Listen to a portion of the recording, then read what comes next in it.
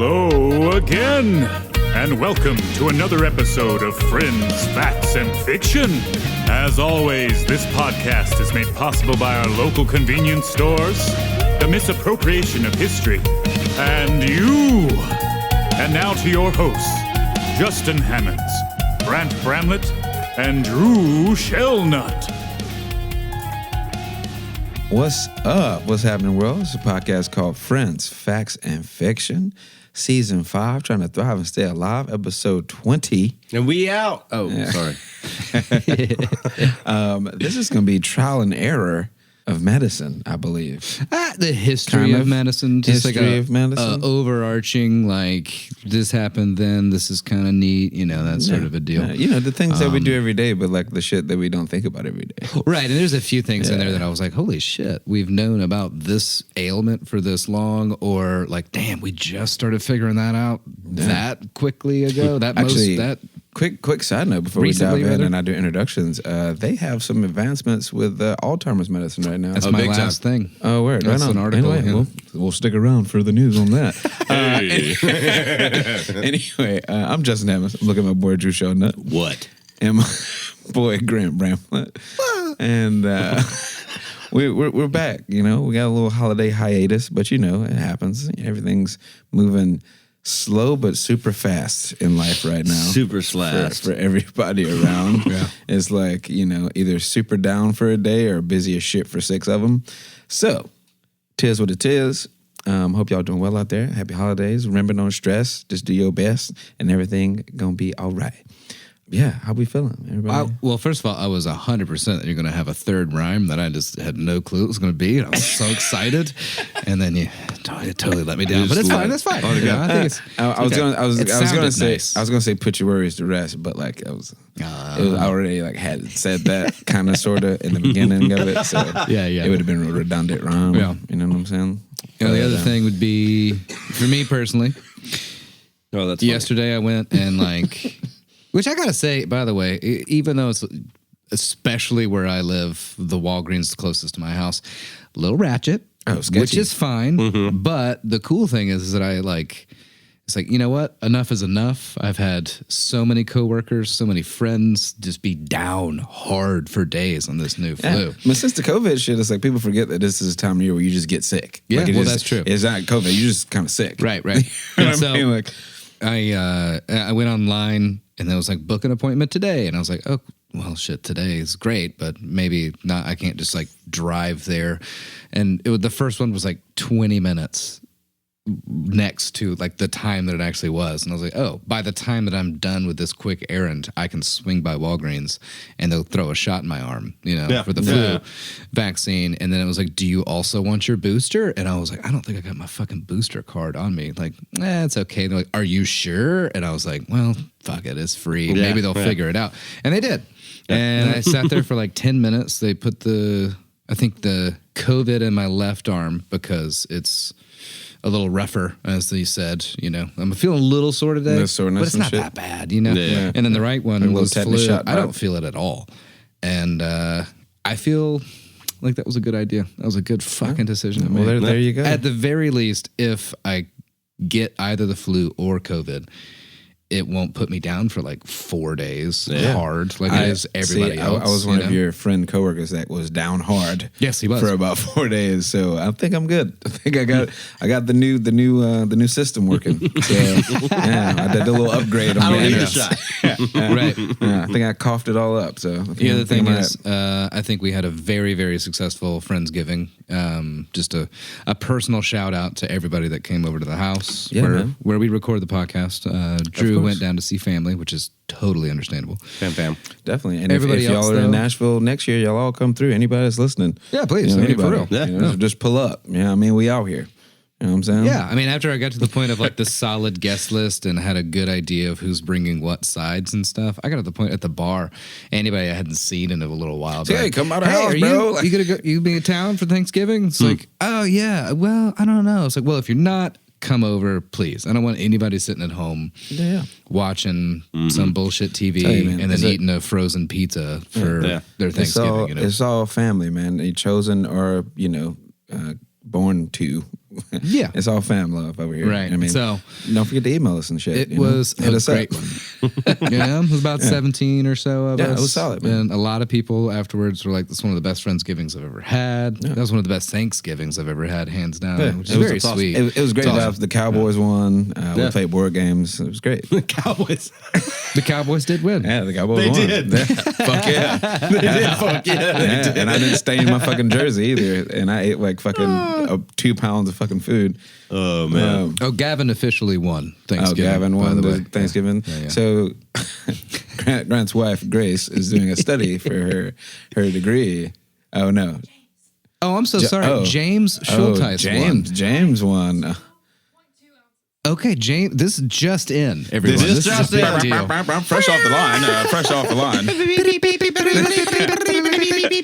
Today, Today in sports history, we have. in eating sports history. I've been watching a whole lot of women's baseball, so I'm sorry if it's not going to come across right. So for her statistics, or biostatistics class, she was doing a study on like Thanksgiving as like the primary eating holiday. Who potentially eats more, men or women? Right? We would all think men because they, have larger bodies. They typically have less shame around eating a whole lot, and all that kind of fun stuff. Oh, yeah, But, bro. maybe we'd have somebody to kind of fuck with the scales a little bit. Some women out there that are like, I'm gonna pack that shit in. I don't care what anybody thinks. Yeah. But I very quickly turned it into a competition because that's just fun, and it was Oh, yeah. even more fun Everybody's- for every second. Grace being like, "Okay, stop yelling everyone's plate weight out, and also it's not a fucking competition. Stop it." And I'm like, "No, this is fun. I'm having a good time." I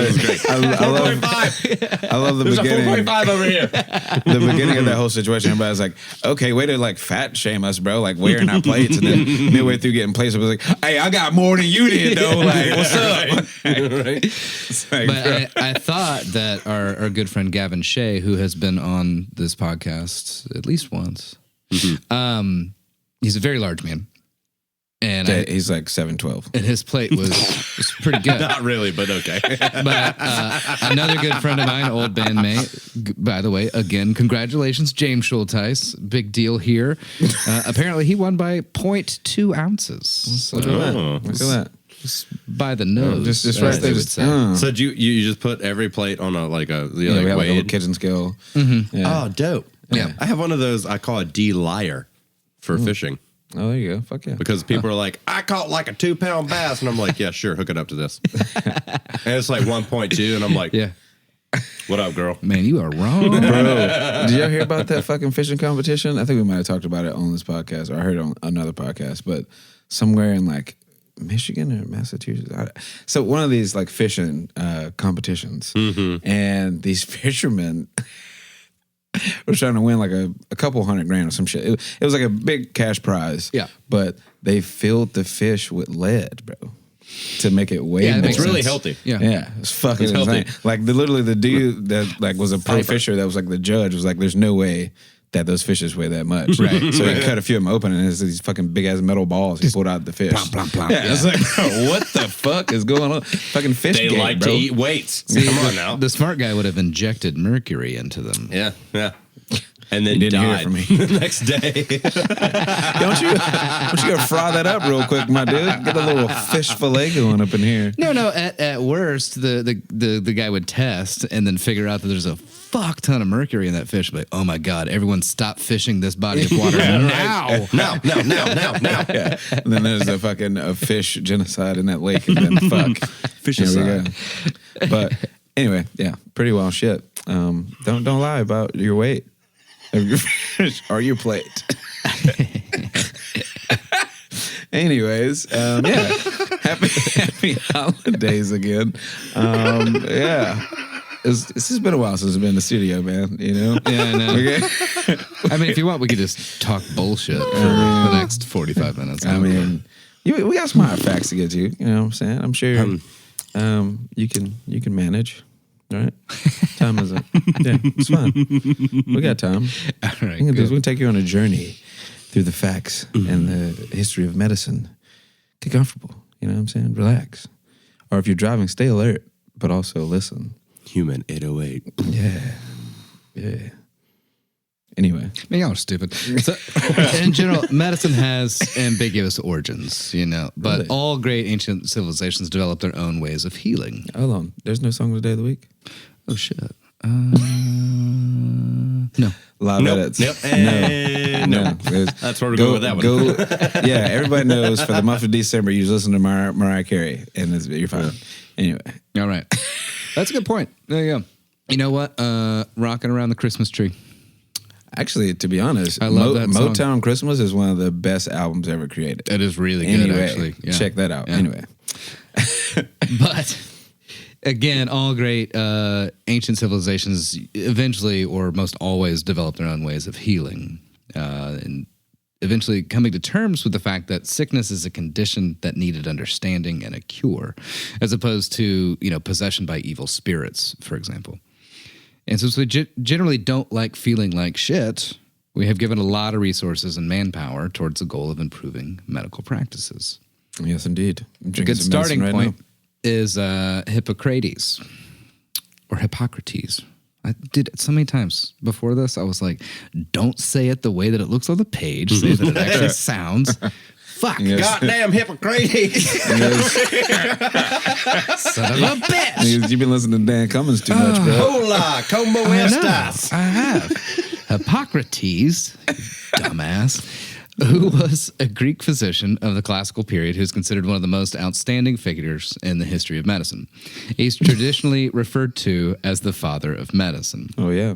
In recognition of his lasting contributions to the field, such as the use of prognosis and clinical observation, the systematic categorization of diseases, or the formulation of humoral theory.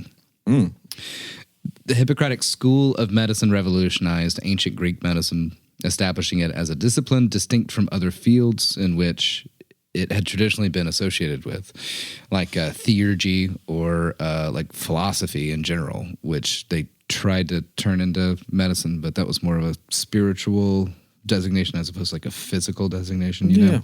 I think we went into that with one season Yeah, we did. or so ago. Yeah.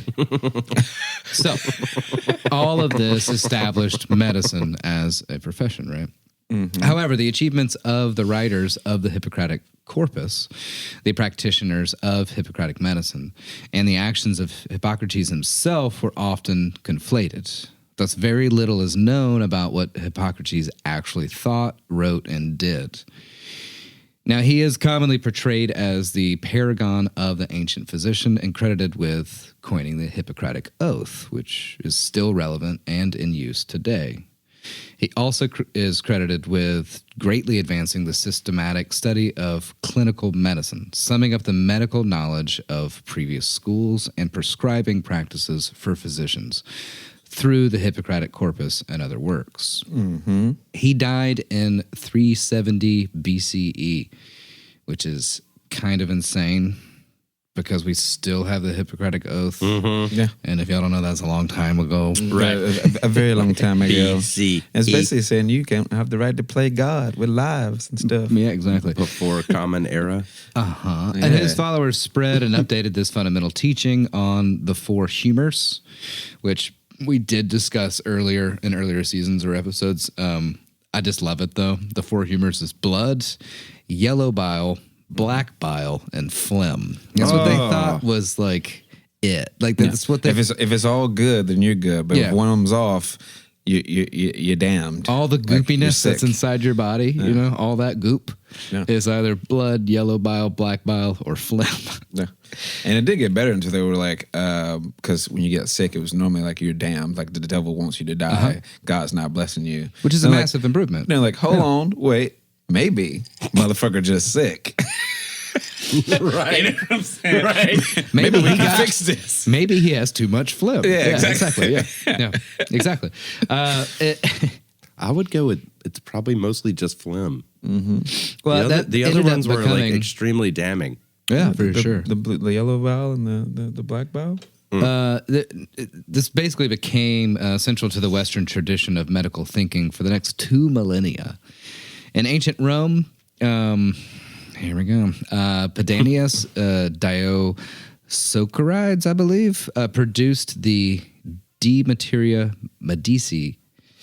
Medica, in 60 CE, a work fated to become a landmark in herbal medicine. The best physician in Rome was Claudius Galen from 129 to 216 CE. He accepted Hippocrates' four humors theory and was persuaded that anatomy was the foundation of all medicine. He accurately described muscles and tendons of the human body and demonstrated the kidney's role in making urine. In 166 CE, having to confront the Antonine Plague, which is probably smallpox or measles, we're not really sure, but basically on ailments that people were having, like It's similar to one or the other. It's one or the other, yeah. He wrote extensively on the topic. His legacy was very, very long lasting, took a long time to die, but only until the 16th century and at the Padua School of Medicine, which is in Venice, would a lot of his tenets come to be questioned. Mm-hmm. Then Europe went into the Middle, or as we've talked about many times, Dark Ages. Oh, fun times. Basically grinding most scientific progress to a screeching halt. But monks utilized a list of 300 medicinal plants compiled during the 12th century, and hospices, or almshouses, as they called, were built all over Europe for the needy. Hey, hold on, real quick aside. Talking about monks The ones in Thailand that got tested positive for meth, and they failed all their drug tests, bro. Yeah. Left the temples empty. and now the town's freaking out because the poor people can't get food because the monks can't come around and give them food because they're in fucking rehab. Yeah. That's amazing. It's fucking wild. It's the biggest, but they busted the shit in the U.S. It's the biggest fucking meth bust in the history of the world. Yeah, bro. Like they had like a lot of shit that came out of Alabama. A Coke. Yeah, most of it coming out from Bama. But Well, that makes sense. Oh god, that's so great. like, I mean, but they like it was just like, yeah, these monks got to go to rehab now. Yeah, Awesome. all of them, bro. All of them. All of them. Like that. They're not there anymore. Not one passed a drug test. But anyway, That's crazy. Quick, that was a nice. Yeah. Yeah, I I love was that. about to bring that up. I'm glad you did. I heard monks and I was like, oh shit, bro. Yeah. The motherfuckers on meth, they up for days. Oh, how do you stay up for 2 weeks? Hey, It's just How's that fast that working out fast for you? That spiritual I hadn't had an fast. appetite in days. it's working great. It's working fantastic. I've been cleaning this toilet for 2 hours. Nigga. Like, what's going on, bro? Yeah, I guess I would assume like Need your carburetor clean? an upper would really help you with your mantra. You're just sitting there just being like, Boom, boom. I'm going to repeat this phrase. I'm going to repeat this phrase. I'm going to repeat this phrase. Yeah, bro. So yeah, I'm sure they wasn't that lit back then, but the motherfuckers on some shit. Anyway, That's awesome. We got Heisenberg monks now. Yeah. Now, but during that time period in Europe, medicinal advancements did occur in the Middle East, Western Asia, and that progress eventually made its way back to Europe during the Renaissance. Galen, who I mentioned earlier, was also translated into Arabic. So Islamic medicine encompassed European, Indian, and Chinese traditions. So during that time, it was like a really amazing that they were pulling information from all these different cultures and then kind of absorbing it and practicing it on their own. And then that eventually made its way back over to Europe. Right. that's a During the world Renaissance. connection culture right there. Yeah. So much so that Al-Razi's book entitled The Comprehensive Book on Medicine, which was translated into Latin after his death in 929 CE, would be used extensively in Europe. The most influential work belonging to this tradition is Avicenna's Canon of Medicine, published in about 1025. It was translated into Latin and Chinese. Canon became a standard medical textbook in Europe up to the 17th century. Yeah. It was a collection of all that was known at that time about medicine and surgery, and a great work of synthesis as well. In 820, a hospital was established in the Italian city of Salerno. It belonged to the Benedictine religious family. And from this very experience, the first modern medical school took off, becoming famous by the early 900s. Its library included all the most important treatises on medicine that had appeared in the past centuries. thanks to the nearby abbey of Monte Cassino, the school was able to obtain rare books which would have been otherwise not available, thus becoming the most important repository of medical knowledge in Europe. And, fun fact, the school also had a female faculty member. Oh, shit. Trotula de Ruggiero, I believe, who wrote extensively on gynecology. Oh, look at that. She was the Trotula. one of the first Trotula that was on like, the tulip. hey, we know a lot about the general human body and probably way too much about penises. But what about this elusive thing what about that this thing I here? particularly own? What am I going with? Takes one to know one. Over here for 500. What about this Yeah, thing but- that rules the world? I mean, if you think about that, Can we talk about the thing that it was makes a very, everything tick over here? It was a spiritual school owned by a religious, like massive, like religious family, so to say. Right.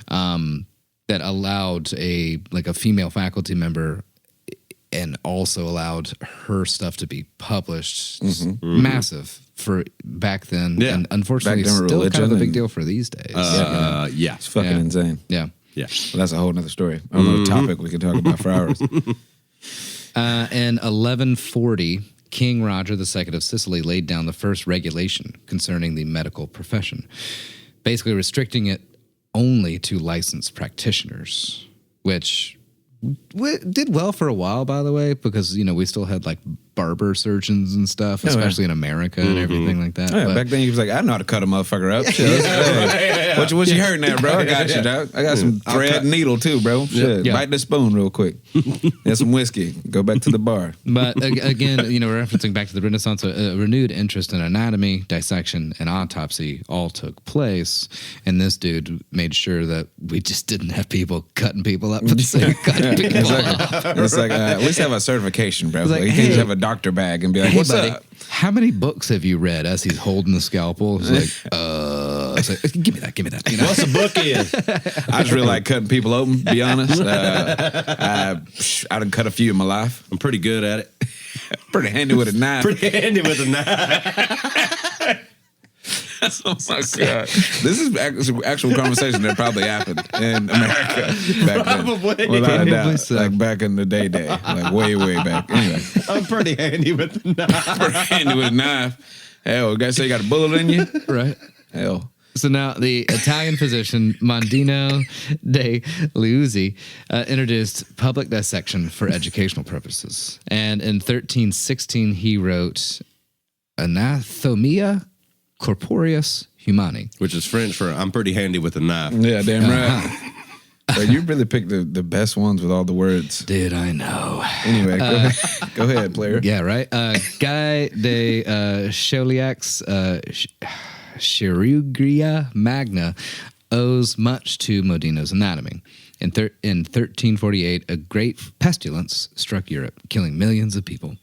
The Black Death's vector was the infected flea, which was episode 1, baby. Yeah, cats, bats, and rats. Go peep that. Which was housed by the black rat. Yersinia pestis Why has it got to be black? is a bacterium We talk discovered about that too, actually. in 18. Anyway. That, as we all know from episode 1, that caused that disease, right? Yes.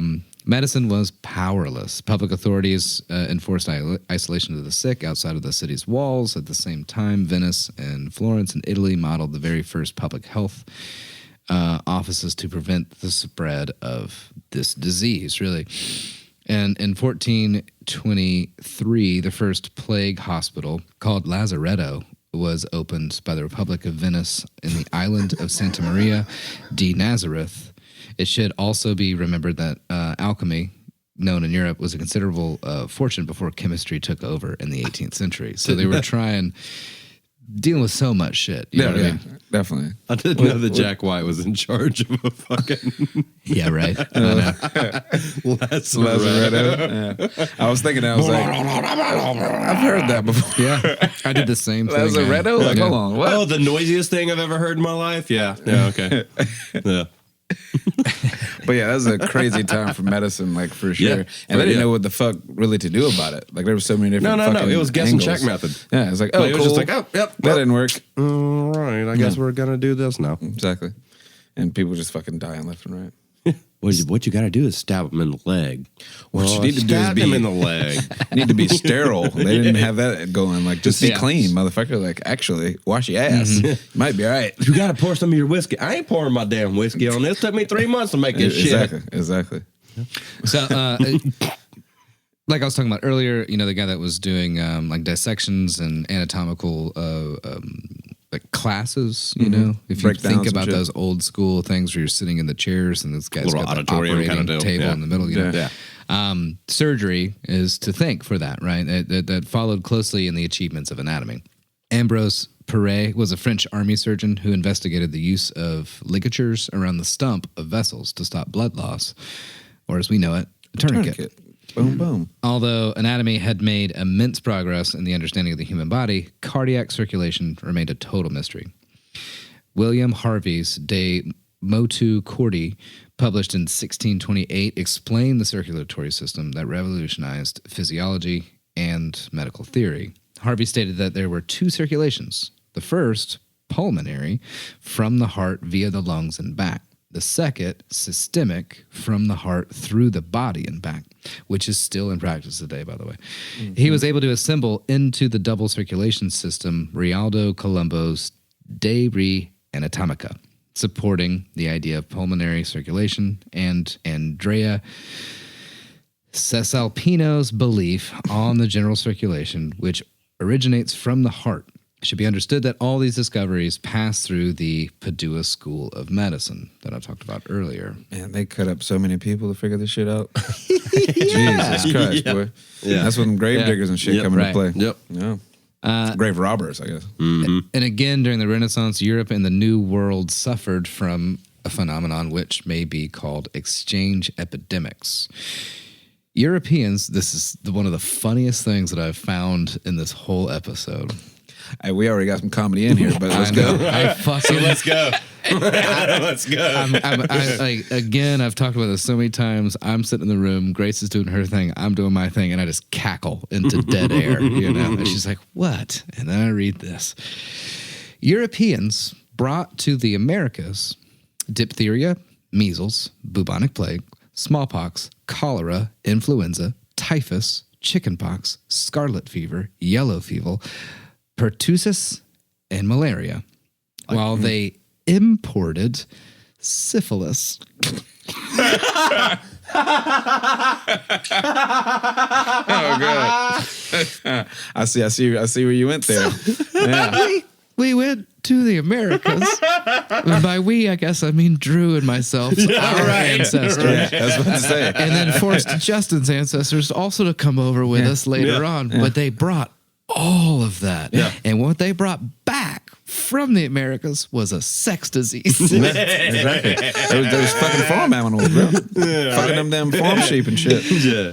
Honestly, if they just washed their ass, there probably would be way less fucking shit. But anyway, that's some dirty motherfuckers. I know. Fucking sheeps and getting syphilis. Oh, itchy ass having ass. And we've spent so much time during that period, like the Crusades and all that bullshit. We spent a lot of time. So jump ahead. Yeah, we covered a lot of the larger details in all of these in the past. But by the late 17th century, micro anatomists were at work to study tissues and what was still unknown and unseen. Among them, the Italian Marcello Malpighi, I believe, 1628 to 1694, was a pioneer, and he founded a new discipline, histology. It becomes central to medical research. He described the capillaries, which was like basically the missing link between arteries and veins within the circulatory system, right?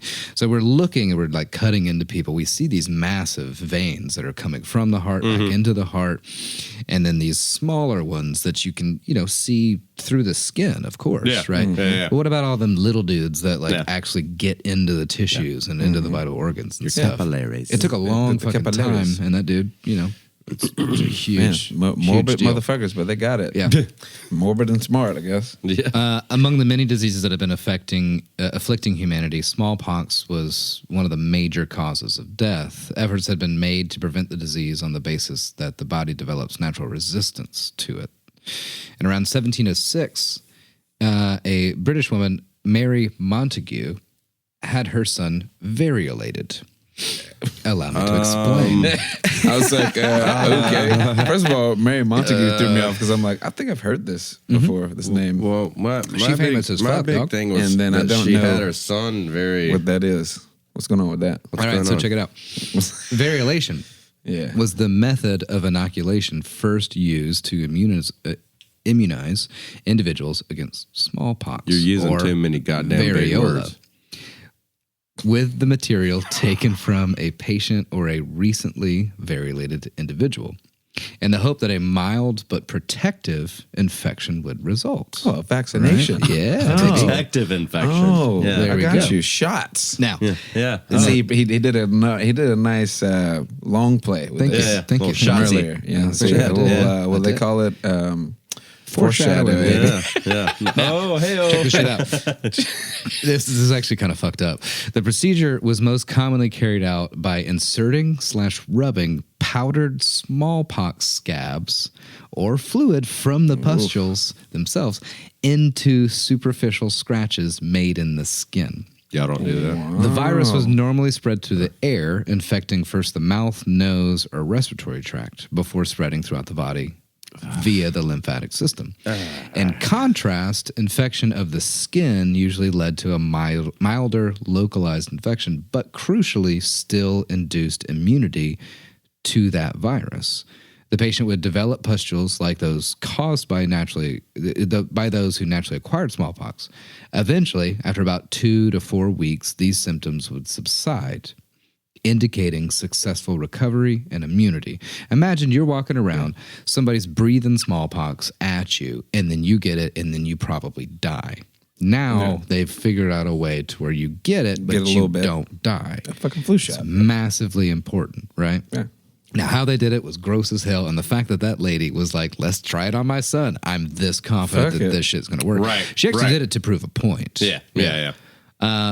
Now the method. She had a fucking really good point to prove, though. Yes, I mean she was She did, very but it's just sure. like- You know, It was like one of those things. Was like, well, I didn't really want to do this, but all right. I mean, the kid is just like, okay, bitch, I can't really make a decision here. He's going to die anyway. So, now the method. Anyway. Funny enough, the method was first used in China, India, and parts of Africa and the Middle East before it was introduced into England and North America in the 1720s.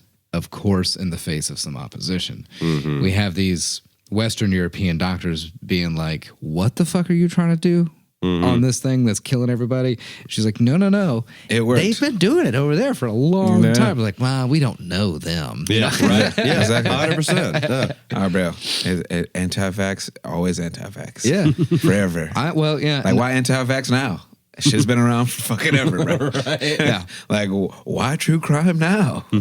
Now, Shit's been around forever, bro. the method of variolation is no longer used today. It was replaced by a vaccine, which is a much That's a bad safer word. alternative. Bad word. I know, right? Anyways, Just back lost to half our listeners right there. Yep. Bad word. Vaccine. Bad word. God damn it. But soon after, she managed to convince the royal doctor Hans Sloane to try variolation by using it on her son. Eventually, Edward Jenner, on the belief that catching cowpox gave protection against smallpox, developed a vaccination procedure which rapidly spread around the world. It should also be remembered that, along with improvements in science and medicine, European medieval hospitals underwent a radical transformation. Yeah, soap. Gloves. Damn. Shit. Fucking antiseptic. Motherfucker, like, goddamn. All that. Yeah. Here's your borrow a doll, motherfucker. How about Fix that? your life, bitch. Damn. Well, so what they used to do, or they would just group people into like curable or incurable, or they'd lump people into places due to like the diseases they had. Later on, hospitals became more and more specialized, mainly according to pathology and also the patient's gender and age. Transformation of hospitals responded also to the need to instruct medical students and later on to train nurses on the examples of Florence Nightingale. Important institutions of this kind were the Jimenez, I don't know. Krankenhaus in Vienna. Oh my God. The Pronunciation police can be on that one. Berlin, I know. And the Westminster in London. Thank you for the white one to finish me out. That's much easier. Westminster, got that one. We got that one. We got that one. No, we're good. Maternity and pediatric hospitals were opened in all the most important cities of Europe, especially where a school of medicine was active. The clinic became essential to science and medicine. And in the 19th century, students' education became more and more centered around hospital wards. In about 1790 in Germany, homeopathy was starting to take off on the principle that what can produce symptoms in a healthy individual can treat a sick individual who manifests similar symptoms. And also, we can't have an army anymore, so we should put our money towards something else. Homeopathy enjoyed some popularity and some opposition. Today it's largely believed that this technique works according to the so-called placebo effect. If people believe that they're going to feel better, then they have an additional chance to improve. Yeah. Morale is always now for shits and giggles. Here is simply just the intro paragraph from Wikipedia verbatim on homeopathy. This may frustrate some listeners, especially because it struck even me as a little scathing towards it because, I don't know, I think, well, most people know how fucking cynical I am, but here it goes. Homeopathy is a pseudoscientific system of alternative medicine. It was conceived in 1796 by the German physician Samuel Hahnemann. Its practitioners, called homeopaths, believe that a substance that causes symptoms of a disease in healthy people can cure similar symptoms in sick people. This doctrine is called similia similibus curantur, or like cures like. Homeopathic preparations are termed remedies and are made using homeopathic dilution. In this process, the selected substance is repeatedly diluted until the final product is chemically indistinguishable from the diluent. Often not even a single molecule of the original substance can be expected to remain in the product. Between each dilution, homeopaths may hit and or shake the product, claiming this makes the diluent remember the original substance after its removal. Practitioners claim that such preparations upon oral intake can treat or cure disease. I think you get where I'm getting at on how fucking scathing against this it is. Yeah. Now, if this is really what they were doing, it is total bullshit. But again, I know I'm ruffling feathers. Let's continue. The fucking homeopathic people are here. It's like, what the fuck is... I mean, this is apparently the history of it. Yeah, all relevant scientific knowledge about physics, chemistry, biochemistry, and biology contradicts homeopathy. Homeopathic remedies are typically biochemically inert and have no effect on any known disease. Its theory of disease, centered around principles Hahnemann termed miasms, is inconsistent with subsequent identification of viruses and bacteria as causes of disease. Clinical trials have been conducted and generally demonstrated no objective effect from homeopathic preparations. The fundamental implausibility of homeopathy, as well as a lack of demonstrable effectiveness, has led to it being characterized within the scientific and medical communities as quackery. I'm so sorry. Quackery and fraud. You know, we got quacks out there in the world that are in the medical world. Oof. Yeah. So we got your WebMDers. Yeah. I've got cancer. You just read what cancer was for WebMD, and you have 2 of the symptoms. Like, chill the fuck out, bro. There's a couple more paragraphs, but it basically just talks about how popular it got, and then the fact that like most other legitimate health centers or societies eventually were like, this is not fucking working. Yeah. Let's go back to the tried and true scientific method. Right? Yeah. Let's actually use medicine. Yeah, more or less, yeah. Yeah. So back to the main story. In the 19th century, science and new technology played an essential part in medicine's advances. At the beginning of the century, in 1816, René Laennec invented the stethoscope, which allowed doctors to diagnose bronchitis, tuberculosis, and pneumonia. This diagnostic instrument was adopted by the medical community and is still in use today. Mm-hmm. And the understanding of diseases etiology in the ancient miasma theory, according to which poisonous air was the cause of illness, all came to be questioned by the germ theory of disease. The European cholera epidemics offered a good case study for this. John Snow in London, believing that the disease's cause was to be found in contaminated water. Winter is coming.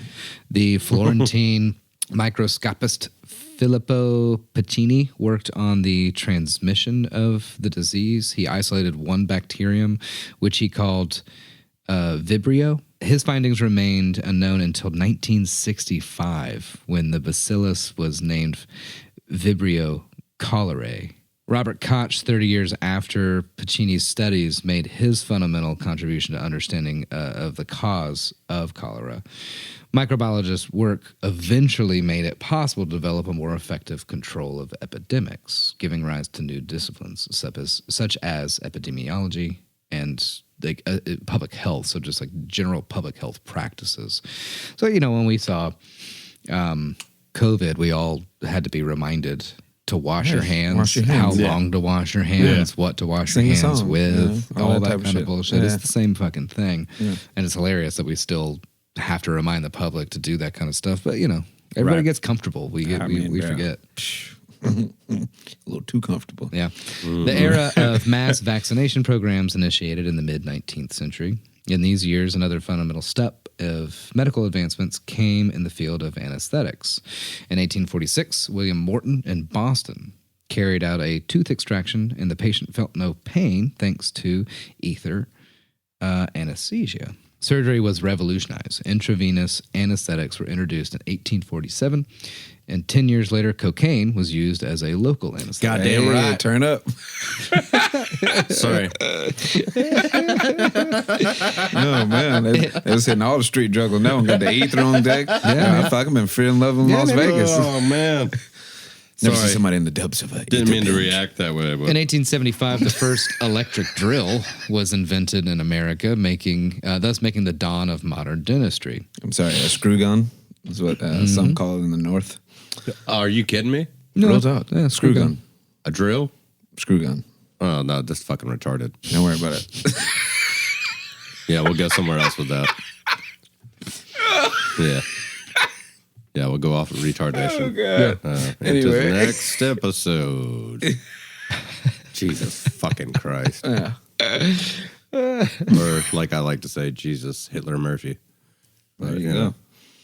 In the 1840s, a simple observation by Ignaz Semmelweis helped dramatically reduce the rate of childbed fever.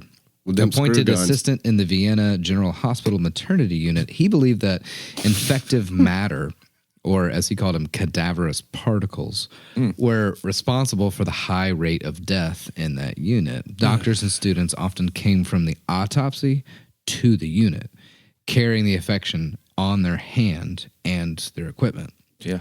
According to Semmelweis, the solution to the problem was thorough hand washing. Oh, shit.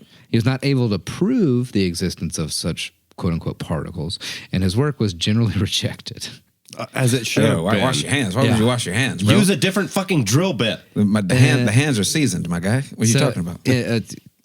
25 years later, when he died in 1865, that dude died. Joseph Lister, a British surgeon, began using phenol anesthetics. And then Louis Pasteur had made it clear that unseen germs cause disease. Oh, my goodness. So basically, this one dude had this idea. Everybody was like, you dumb. And then this other guy was like, hey, a lot less of my patients are dying because I'm dipping my shit in alcohol, basically. Yeah. You know? My fucking barbicide. And then Pasteur, who we all know, helped a lot, right?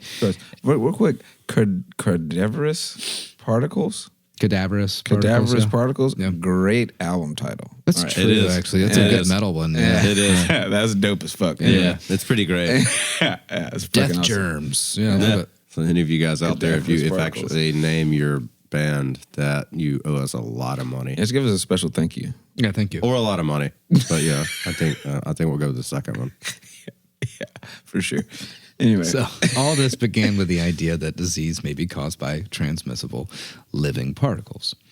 As Pasteur had demonstrated by confuting the theory of spontaneous generation, according to which living things could arise from non-living matter. It's alive. Well, if it's so crazy that like before we figured out germs and cells and all these like basically microbiology in general, they literally thought that like certain things could grow out of dead other things or Yeah. pools of other things, right? You see a puddle of goop on the floor, Yeah. and they literally thought like since mushrooms grow out of that, then something else could Yeah, grow right. out of Yeah. that. Yeah. It's crazy. The whole thing is just to us these days is just insane to think. to them, that's the edge of science, bro. Right, like, it's right, fucking right. like, whoa. You know? Yeah. It's crazy. But if you do see weird mushrooms, take a picture on the Google Translate thing. Take a picture of it and then eat them. Make sure you're safe. Unless they're going to kill you. But then eat them. So this is actually pretty cool. So he made his first contribution to life sciences by investigating why alcoholic drinks may spoil. Some do, some don't, right? And he was like, why is that the case? Because we think that alcohol in general, and they even back then they thought like that just Forever. nothing would grow out of this, right? But then some beers, right? Whatever. Yeah. High enough yeast. Exactly. He suggested that fermentation was carried out by yeast microbes, while souring depended on the contamination with bacterial microbes. In 1864, he proposed to heat drinks so as to kill off disease-causing bacteria. This process was then called, in his honor, pasteurization. Oh my God, Pasteur. Look at that. In 1881, Pasteur coined the term vaccination as well. During a cholera epidemic, he managed to cultivate cholera microbes that he gave chickens to about a month later. He noted that they did not die, leading him to hypothesize that weakened germs gave the animals immunity, definitively paving the way for proper scientific vaccinations. That's fucking dope. 1885, he carried out the first successful rabies vaccination on a young boy. There you go.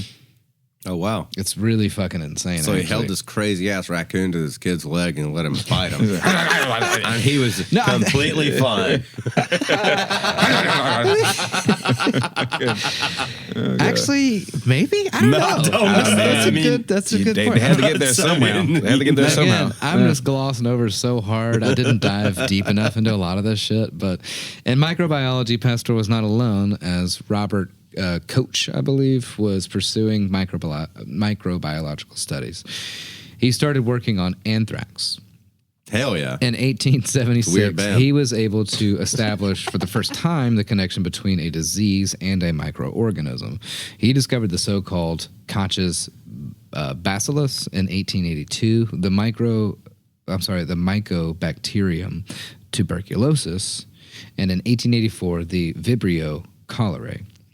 In 1905, he was awarded the Nobel Prize in Physiology for Wait, you his said work the on conscious basilisk? the Conscious basilisk. Koch's bacillus, yeah. Yeah, that's his bacillus. He figured Basilisk, not basilisk. Okay, there for a second I was like, Bacillus, okay, so he just trained a giant snake. Okay, anyway. My boy was doing work though. He got a lot of We shit were under thinking his about belt there. Yeah, that's crazy. Bunch of shit he did there. The In the end. intensive use of microscopes allowed scientists to develop cell theory, according to which cells come from cells, and that living organisms are all composed of cells.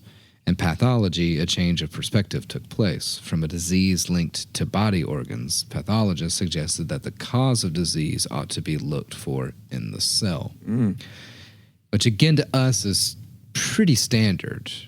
But, Yeah. it's crazy to think. Anyways, in 1858, Rudolf Virchow announced his theory, which became the birth of cellular pathology.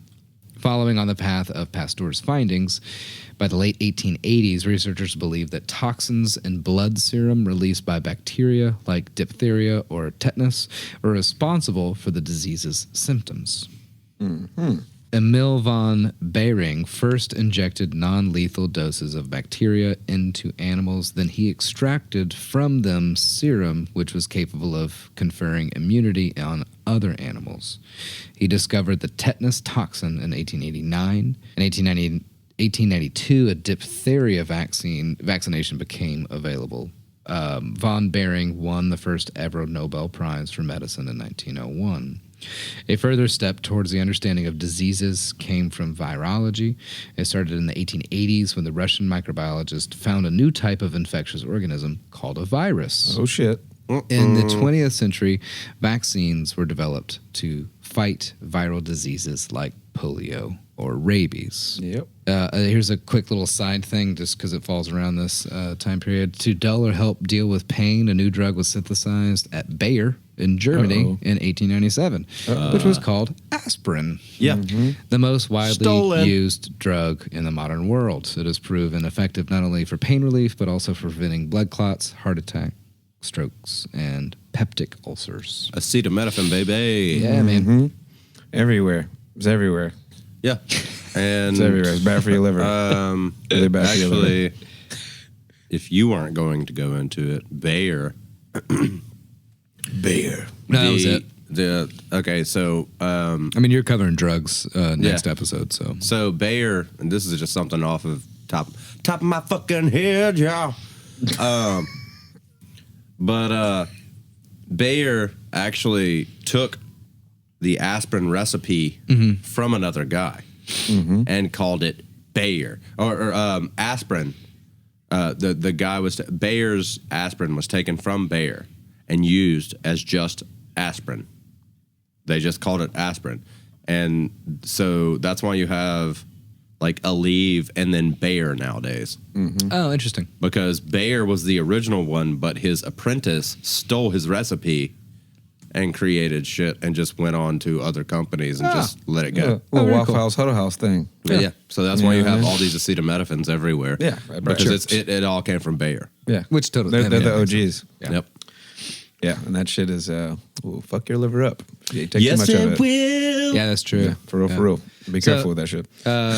Towards the end of the 1800s, a revolution in medical diagnosis took place as Wilhelm Conrad. Sorry, there's just so many weird pronunciations. Yeah, bro. You chose a good one. Managed to obtain the first ever radiographic image in 1895. For his discovery of X-rays, he was awarded the first Nobel Prize for physics. From then on, it was possible to look inside the body without surgery, and the application of the new technique to medicine was spread widely ever since. Very soon, in hospitals, radiology units were set up. By the early 1900s, scientists discovered that controlled doses of X-ray radiation may prove useful in fighting cancer and skin diseases as well. Medicine was struggling in its war against one of the deadliest diseases, malaria. His understanding owes much to Camillo Golgi, who wrote in 1886, had showed there were several types of malaria. In 1890, Giovanni Grassi and Raimondo Filetti suggested that there were several kinds of malaria parasites. The same year, Ronald Ross showed that mosquitoes transmit the parasite between individuals. And in 1898/99, Grassi claimed that only female mosquitoes of the Anopheles genus can be vectors of human malaria. Damn. In 1874, the Swiss chemist Paul Mueller discovered a powerful insect killer called para-dichloro-diphenyl trichloroetano, or DDT, as we all know it. Oh, God. Yeah. Which was abandoned by the DDT. 1960s. And in 1972, Chinese pharmacologist Yao Yu Tu showed that artemisinin worked against malaria. So the whole point of all that is that we figured out malaria had several different types, that it was coming from mosquitoes, we think, through parasites, and that one guy was like, I think it's only female mosquitoes, and this other dude was like, let's just kill all the fucking mosquitoes, Yeah, and he figured out an effective way to do it, but they were like, oh fuck, it's fucking up all the water, Right. and all this kind of shit. And then someone was like, hey, I think I found something that actually works against malaria, against like the Let's just fix the root problem, not kill a whole fucking just species. the malaria. Yeah, exactly. Right, It's right. like the thing that Let's do this. Well, eventually, just be killing everything to kill one thing. Anyway, right. Yeah, so forth. So in the late 1800s, that's around the time when immunology moved in its first steps. Carl Landsteiner showed how individuals have blood from one of 3 different groups. oh shit. On this discovery, blood transfusions became safer, and it became a routine procedure during World War I. Yeah, imagine before that when they were Which just like saved pumping different bloods into people and they're just fucking hundreds of killing fucking thousands people. of lives. Just fucking yeah. killing people because straight they up. didn't know their blood Yeah, type. exactly. Yeah. Straight up. It's Yeah. wild. Like I would die just like immediately. Yeah, you think O about it. negative because I'm a universal donor, but can only accept O negative Yeah. blood. Right. Just think about that, the shit that's so simple to us was just like, wait, why is he dying, bro? We gave him a lot of blood. What the fuck? Like, you know what I mean? Like, whoa, bro. Like, you know what I'm saying? Like, that's he's fucking shaking. insane. Yeah, isn't Think that about crazy? it. Yeah. Yeah. Anyway. In the 1900s, medicine was propelled towards unforeseen accomplishments, largely based on Luigi Galvani's findings. The scientific and medical community believed that there was electricity in living bodies. In 1895, Dutch physiologist Wilhelm Einthoven coined the term electrocardiogram, or the ECG, or as we know it in America, the EKG. He was able to develop a new machinery capable of measuring waves in the heart's electrical activity. From about 1910, heart specialists began using EKGs extensively. From 1928, a portable EKG apparatus became available. And in 1960, a desktop version was developed. Today, you can hold one in your own hand, or it's on a wristwatch, or all smartwatches now. Basically, Fitbits, the Google Watch, Apple Watches, newest version, literally have EKGs get you right. developed in them, and it can tell you if you got some wonky shit going on with your heart. It can also send a text message and tell you how the weather is outside, which is fucking amazing. If we're just talking about And we're in it. 120 years or so from the discovery that your heart has electrical activity going on to now. It's just amazing. I'm watching it on my watch. Yeah, exactly. It's insane. It's all right. I think it's still pumping fine. Yeah. In 1924, Changes every year. Einthoven was awarded the Nobel Prize in Physiology. Diagnosis in cardiology became more and more accurate, thanks to all this, of course. Also, the treatment for syphilis became available thanks to the German immunologist Paul Ehrlich, who worked on the Treponema pallidum, identified in 1905. Traditional open surgery was likewise partially replaced by minimally invasive surgery. In 1901, the German surgeon Georg, I think, Kelling performed the first abdominal keyhole operation. Oh, boy, we're an abdominal snowman over here. Yeah, right. Laparoscopy techniques were improved, and in the 1980s, the age of video, laparoscopy took off, and further advances in that field now, of course, include robotics.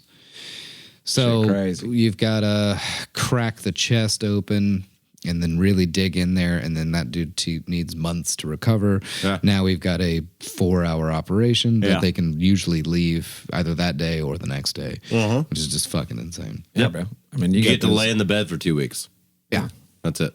You're thinking about all the way up to eye surgery, bro. You can do that LASIK shit and see that week. Yeah. Yep. And fucking like be good the next day and shit. It's fucking nuts over these days. 1921, the hormone insulin was discovered, thus making it possible to treat patients suffering from diabetes. Insulin prevents excessive buildup of sugar in the blood, especially type 2 diabetes is one of the most important world's medical challenges. Now, during the last major flu pandemic of 1918 to 1919, it killed between 50 and 100 million people around the world. For a long time, scientists that had thought that the flu was caused by a bacteria. But after that pandemic, they started to suspect that it was caused by a virus instead. However, it wouldn't be until the 1930s that they would confirm that. In 1933, 3 scientists isolated the influenza A virus in ferrets, one of the 3 types of flu.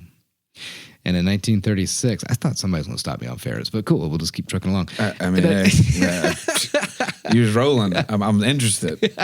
There was a footnote in my head like ferrets. Anyway, right. keep going, continue. And in 1936, it was discovered that the virus could be grown inside embryonated chicken eggs, a key step towards making a vaccine. That's crazy as fuck. I know, right? Just 2 years later, in 1938, Jonas Salk, who would later go on to develop the polio vaccine. Mm-hmm. And Thomas Francis developed the first vaccine using fertilized chicken eggs, an activated strain of the influenza A virus. That's so insane. This new vaccine was first used to develop. It was first used to help protect soldiers fighting in World War II.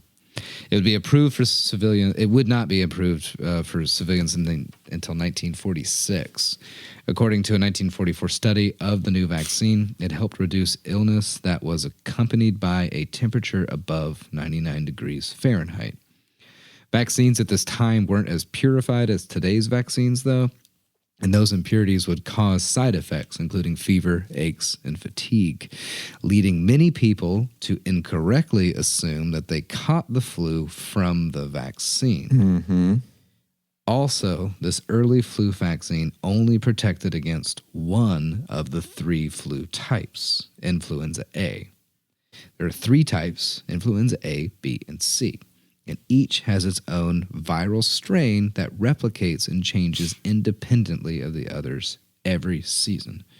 So any flu shot that we get is just a guess. Yeah. They see it what's early popping on. that year, exactly. They see it early on, and they're like, okay, I think this is the one that's going to infect the most people. This is the one that it, replicates the fastest, changes its structure to fuck with the widest majority of the person's immune systems, right? Mm-hmm. So they're guessing. Sometimes it works great. Sometimes it doesn't work at all because we're talking about A versus C. If they're like, oh, B this year is the good one, then they might go a little closer. Yeah. Sometimes they knock it out of the fucking park. Sometimes they get it completely wrong. And so I think it's just really, and I'm totally already on my soapbox right now. I'm not reading off the page. I haven't been for a second. It's just so important to remember that we are still figuring shit out as best as we can. There's no ulterior motives. There's no backhanded backdoor trying to just make money. If you're talking about bacterial and viral potential epidemics, right? This is just a group of scientists being like, okay, they figured this out and this out and this out. I think I can take that information to try and make this situation a little better, a little easier. Save humanity. Right. That's their whole fucking MO. You know, if they have ulterior motives, it's to try and get their name on a document like this. Exactly. Seriously, that's fucking it. They want to make their name. Everybody wants to be in a history book, my dude. And that's how they know how they're going to do it is by saving the most people. Yeah, right? Exactly. Oh, that's their job. I know. Sorry, I'll hop back off. Yeah, you do you, player.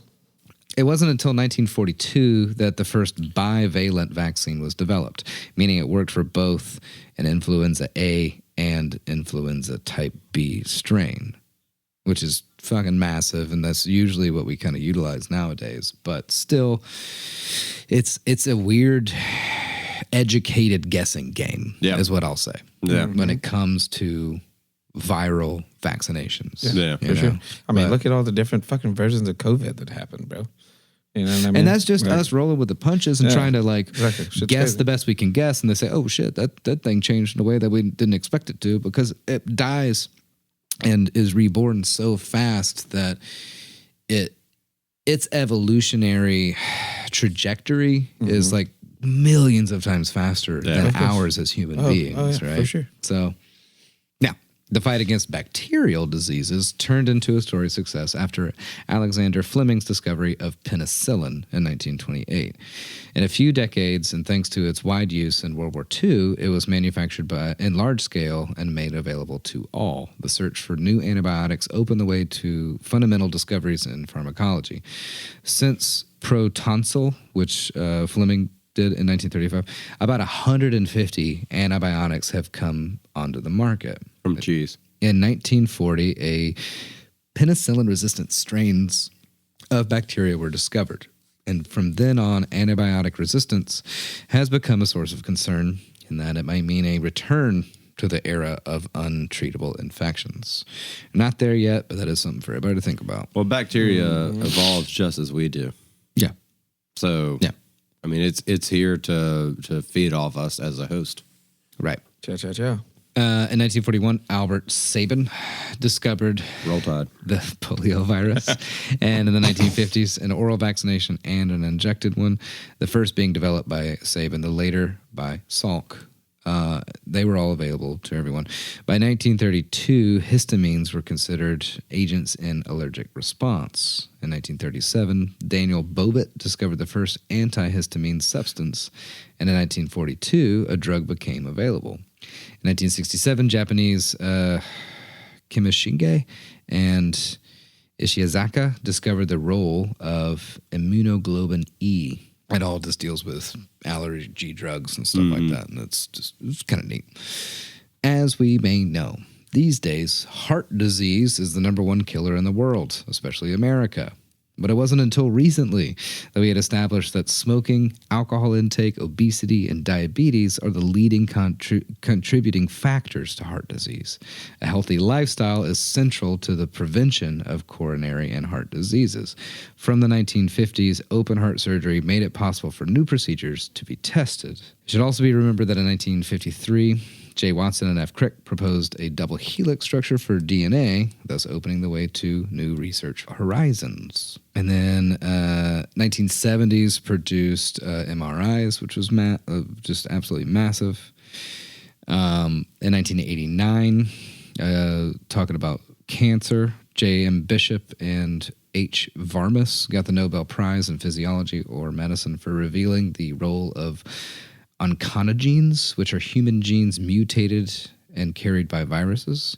Radiotherapy and chemotherapy have progressed immensely in the last 50 years, thus making patients' life expectancy much longer than it had been before. A new era in transplant surgery was opened by Christian Bernard, who in 1967 transplanted a heart from a human donor to an ill patient. In the first years, a high rate of rejection made the procedures a little disappointing. Life expectancy became much longer after the discovery of immunosuppressant qualities of cyclosporine. Kind of like if we're talking about blood types and everything like that, you can't just give any random person any random blood. Yeah, exactly. Same, much more complicated with hearts, and they kind of finally figured out why. Yeah, By for sure. the late 60s, you know. Big steps out here, Kes. I know, right? Big stepper. I mean, Sure. We'll go with that. So we'll just kind of wrap this up with what I think, the future of, medicine is going to be going into potentially B. Marshall and R. Warren, both Nobel Prize winners in 2005, discovered how Helicobacter pylori causes 80% of all gastric ulcers. On the basis of the 3 billion code letters making up the genome, the genetic components of many diseases have been better understood. Thus, medical genetics may offer personalized medicine, and gene therapy opens the way to new drugs. If medicine has shown its command in fighting a great number of diseases, among the syndromes which are not yet curable, degenerative mental disorders are worryingly common across the whole of the population, including dementias. Alzheimer's disease has affected more than 35 million people so far, and it is expected to double by 2030. Effective cure is not yet available, and much research is needed to face such a threat to humanity. A. Alzheimer has described the case of August D. in 1906, and the German psychiatrist E. Kraepelin, in his famous 1910 Handbook of Psychiatry, is the one that named the syndrome after Alzheimer Right? So they figured out that Interesting. Alzheimer's is like a thing in Yeah, 1906, but we're just now getting to a point of maybe being able to actually fucking deal with it. Yeah, Right? yeah. And a lot Crazy. of that is due to gene therapy. Yeah. Right. And they kind of broke potentially, maybe broke the code, quote unquote, of gene therapy while dealing with like gastric issues, right? Yeah. Gastric ulcers and stuff Yeah. like that. So the fact that we may figure out something that's going to help degenerative like mental disorders because we were fucking dealing with the gut biome, again, goes back to us realizing that heart conditions, right, are mostly due to the fact that we were drinking too much, smoking too much, eating too much, right? You gotta get your yellow bowel and your black bowel in order. Well, it With your does phlegm kind and of your blood.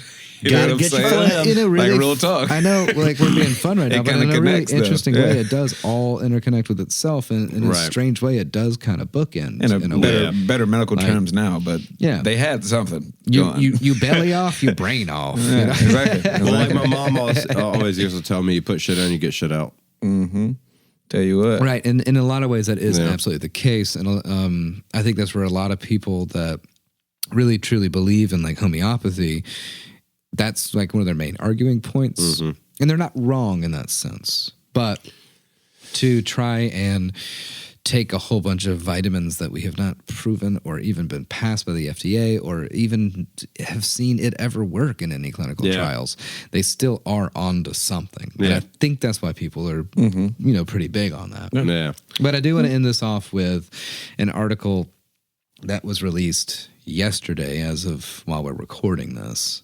on Time Magazine. About Alzheimer's, right? Over the past few years, Alzheimer's patients and their caregivers have been on a roller coaster ride full of highs and lows in the search for treatments. And new research presents another emotionally thrilling loop.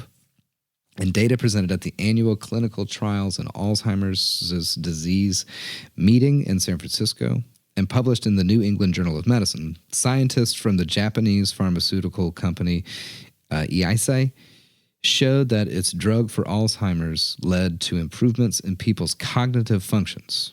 The improvements weren't huge, or even the first to be reported with an Alzheimer's medication, but they do come from the most comprehensive and advanced study on Alzheimer's patients to date. In a phase 3 trial, EICI researchers showed that people taking the drug lecanemab, I believe is what it's called, which targets the amyloid protein that builds up in the brain during Alzheimer's, slowed cognitive decline by 27%. Yeah. As measured by standard clinical tests compared to people assigned to a placebo. Those results mean that lecanemab is a disease-modifying drug, one that impacts the course of Alzheimer's rather than simply treat its symptoms. Do they tell you? Do they tell you the side effects? Because at the end of the thing that I was watching on the news yesterday, actually, they were saying the 27% thing, but they were also saying, but there are side effects. But they never said what the side effects were. Yeah. Actually, this Time article didn't do so either. I don't think that we're there yet, Yeah. as far as having a in-depth study. larger base of clinical study going on and Yeah. enough time passing to see what true side effects could Right. be actually popping up. But But still, though, yeah, It pretty gives awesome. you more time before your brain breaks. pretty awesome because my grandmother died of Alzheimer's, and that was brutal to watch. Yeah, for sure. although it was saying, as encouraging as the results are, they come at a bewildering time for the Alzheimer community, which has been buoyed by hopeful news, only to have those expectations dashed in short order. But and this is referring to in June 2021, the Food and Drug Administration approved the first drug to treat Alzheimer's, aducanumab, Marijuana. brand name Aduhelm. As with people who took lecanemab, those taking Aduhelm showed improvements in cognitive tests compared to people taking compared to I'm so tired at this point compared to people taking a placebo. Yeah. Speak English. I know. But the benefits of Aduhelm, unlike lecanemab, Same were thing. reported in an earlier phase 1 study that involved a smaller number of patients, and that was designed to test the safety, not the efficacy of the therapy. Right. These benefits were not robustly and consistently repeated in phase 3 studies of the drug. Still, the FDA approved the medication in a controversial decision based on the assumption that lowering levels of amyloid in the brain, which it did, but they didn't know if that would translate into meaningful clinical benefits.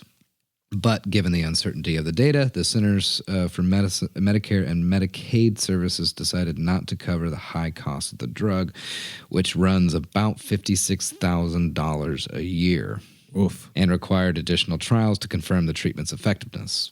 The Alzheimer's community of patients and physicians have been reluctant to take the risk of trying this new therapy, and despite it being the first disease-modifying drug approved by the FDA, Aduhelm or whatever has remained underutilized. Yeah. So this one that they released just a day ago, or that we were like, oh shit, this Been on might it. actually be a Damn. thing. Yeah. Shit's We wild. don't know if it's better or worse than this other one Yeah. because it's also insanely fucking expensive. Right, And it's just right. brand new on the market. But the fact that we are getting there, the fact Yeah. that we're getting to a point of utilizing specific genome-based medications, and then seeing that it's possible to spread this over a larger community, Yeah. we might actually see some really massive changes. And I think one of the last things that we have to deal with really in general in society on something that's still just totally in the dark for us is mental diseases, right? Yes, definitely. So we have degenerative diseases like Alzheimer's, right? And that's something that we can look at. It's like we have a healthy functioning brain for so long. Oh no, what's happening? Why is this happening? Yeah. Oh, we think it might be this thing that's building up. How do we take this thing out? Oh, we can't. Well, here comes gene therapy, and they're like, oh shit, if they take this, it seems like it's actually reducing the production of this thing that's Yeah. degenerating the mental It's functions giving you of more this brain. time for a great brain to function. Theoretically speaking, if we can get to that point, then we can look at unhealthy brains and figure out a medicinal, like genome-based treatment that may actually better the lives of these people in a very specific way, as opposed to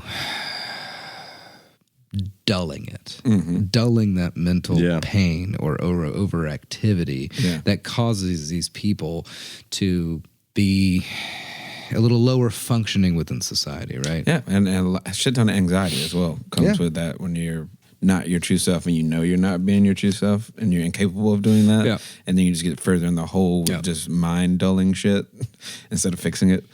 But yeah, on the rise, on the come up, Yeah. big steppers out here, bro. I think so, man. You I know really what I'm do. saying? Like, Yeah. I'm really, to come from where we came from and to where we are now, and overall, if you think about it, a relatively short amount of time. I mean, the ancient bro. Egyptians had figured out how to like do some transplant surgery. Yeah, some surgeries and shit. It's wild. They to didn't think about really know what the hell they were actually doing. that. Hey, they was handy with a Right. knife, though. I'll tell you They what. were handy with a knife. They was handy with a fucking knife. Yeah.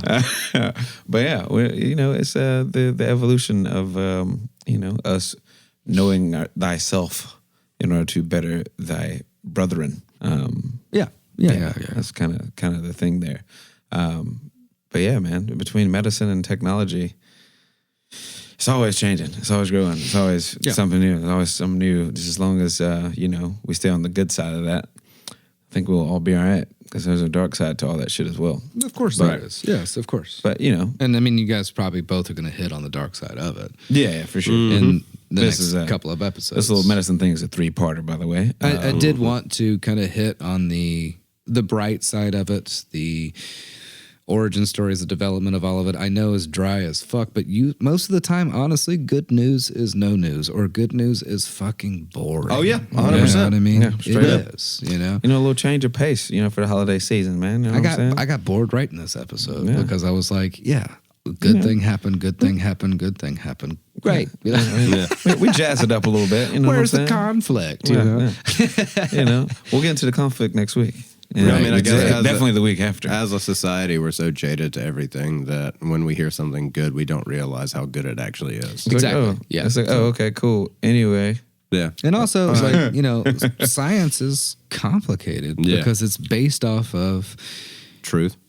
truth. real time, that too. a long time ago was simple, but Yeah. then we added onto that, added onto that, added onto that. Now you need a good 12 years of post-high school education to actually understand it to a point in which you can properly treat or replicate some of the stuff that Yeah. you have learned. Yeah. And you need time to see effects. Insane, Yeah. man. That's Yeah. insane. Yeah. And people are in the medical field love you or respect you so much. I cannot thank you enough for all that you do because it's usually thankless. Usually people are fucking yelling at you for some stupid reason. And you're like, bitch, I know so much more about what you're yelling at me about right now. Yeah, right, But right. I'm going to stand here and I'm going to smile and I'm going to nod and tell you to please put down that beer. Please stop smoking that cigarette and take this fucking medication that I'm Please. giving you right now. You know? And, But- and just gotta listen. Be aware. They're Be in not- tune with yourself. They're not putting chips on us. I promise. They're not fucking putting chips on us. They're No. just trying to fucking make you feel better. Hey man, I don't know, man. I mean, it's possible. Well, I couldn't even. Well, now we're talking about chips. I don't know. I mean, I love me a play good it. potato chip. I mean, I will tear up some Lay's. I couldn't even play that with a straight Don't face. get me fucked up on Golden Flake. Yeah, hey, bet you can't have just one. Goddamn, the chip of the South, Golden Flake and Coca-Cola, Golden baby. Flake and goddamn Fagos.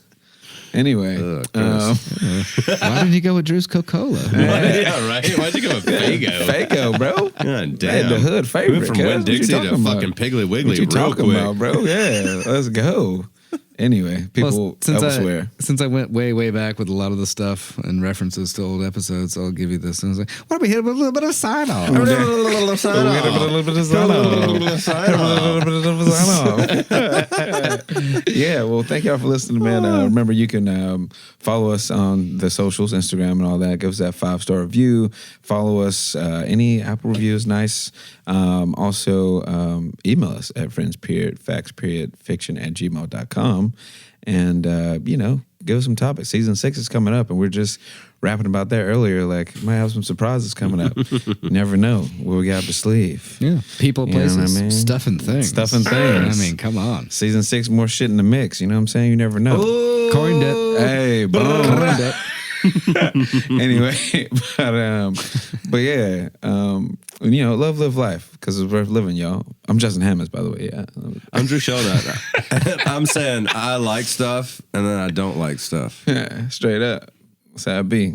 God, you're the worst. This is one of the best episodes that you can actually do your tagline and it mean a lot.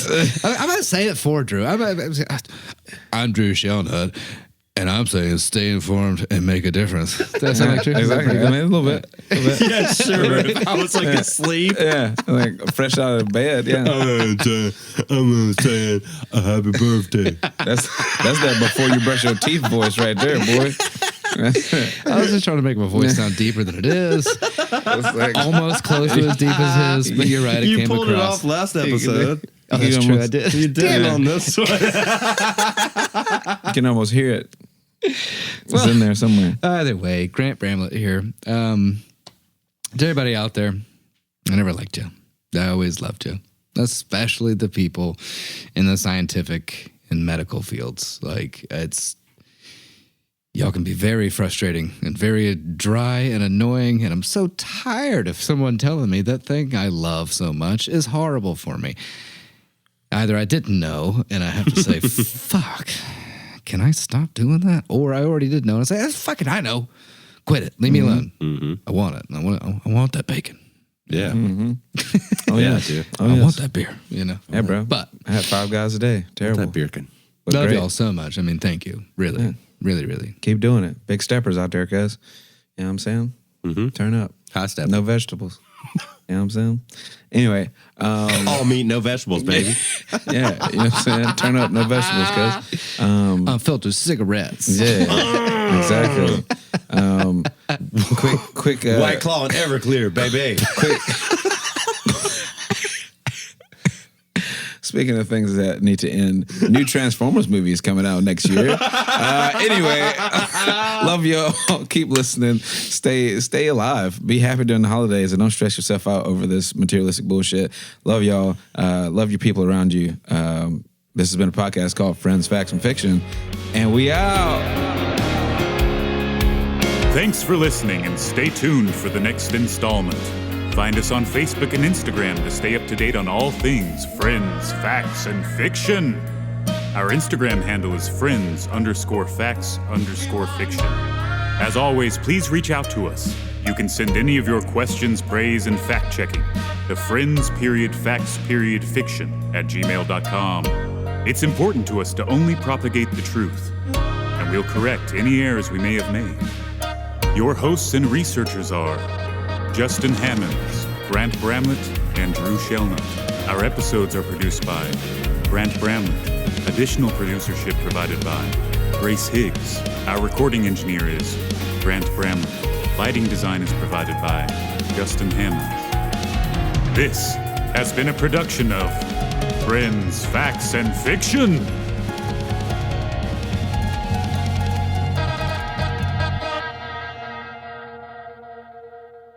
With people and places. I mean, that's extremely vague, but Yeah, of course.